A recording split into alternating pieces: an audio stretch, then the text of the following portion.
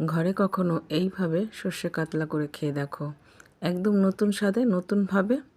তার জন্য সবার প্রথমে কাতলা মাছগুলোতে নুন, হলুদ আর সর্ষের তেল মাখিয়ে 10 মিনিট রেস্টে রেখে দেব।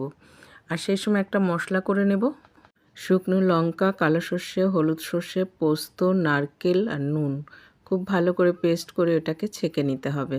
আর কড়াইতে এদিকে সর্ষের তেল গরম করে মাছগুলোকে ভাজার জন্য দিয়ে দিয়েছি। উল্টে পাল্টে বেশ একটা লালচে রং ধরিয়ে মাছগুলোকে ভেজে নেব। আর এই ভাজা মাছের তেলই কিছুটা আমি তুলে রাখবো, পরে ব্যবহার করব।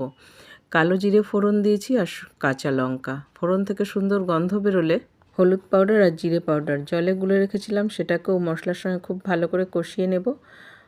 আর সর্ষে, পোস্ত আর নারকেলের যে পেস্টটা করেছিলাম সেটা দিয়েও গ্রেভিতে খুব ভালো করে জাল করে নিয়ে ভাজা মাছগুলোকে এক এক করে দিয়ে দিতে হবে।